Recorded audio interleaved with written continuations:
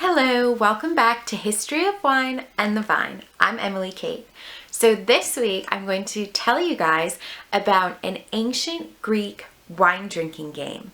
It's called Kottabos and it's a lot of fun. So first I'll kind of set the scene and explain to you what kind of the atmosphere would have been like when this was played. So we're talking about 4th and 5th century BC in Greece. The game was apparently created in Sicily, and so people would have finished a meal. They would wash their hands after they finished a meal, and everyone would be reclining on couches.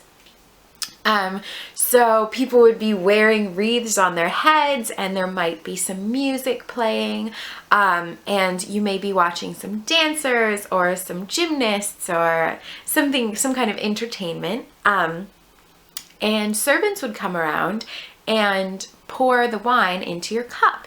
So wine in those days wasn't filtered, so it still had lees in it. Now lees is spent yeast. So how alcohol is made, and there's yeast, and so the spent yeast would be at the bottom of the cup. And when you had something called a heel tap left, which is like, if you can think about kind of the height of your heel, that's a good way of thinking about it. And just with what they had left, they came up with a really fun way of disposing of it, kind of.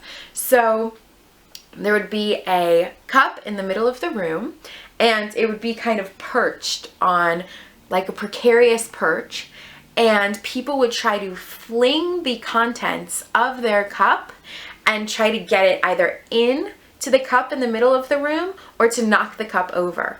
So the cup could be standing on any number of things. It could be standing on just kind of something like this that would just hold it up, or there was very popular that there would be a statue. There's a statue of someone called Manas that apparently he would be kind of holding it like this, and you would have to get the wine in or to knock it over. Or there's also talk of one that's kind of like a corkscrew shape, and the cup would be resting on top.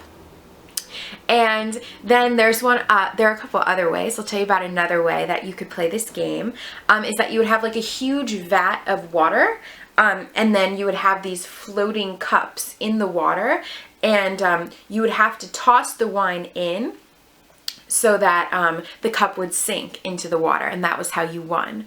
Now, speaking of winning, this was a very competitive game, and they actually called it the Gymnasium of the Wine God. So people had kind of like coaches. They were like competitive people that did this, and you could win prizes. So there were prizes like head ribbons, like you won at the Hellenic Games, or you could win kisses and little love prizes, as they are called. And things did get a little bit crazy. It was actually said that it was kind of, you could play like a strip version of it, so you could hedge your bets against your clothing to show how talented that you are.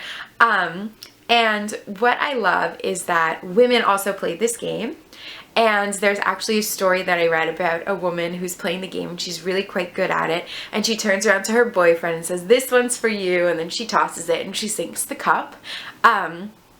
So a bit of girl power to those women out there watching this. And yeah, so people really got competitive about it, and it was such a part of the culture that people actually had rooms in their houses completely dedicated to it. So interestingly enough, the room would be circular, because then everybody would be exactly equidistant from the cup in the middle of the room that they were trying to knock over or get their wine into. So I hope that you learned a little bit about ancient Greek drinking games today. Let me know if you try it, and I will see you next week. Cheers!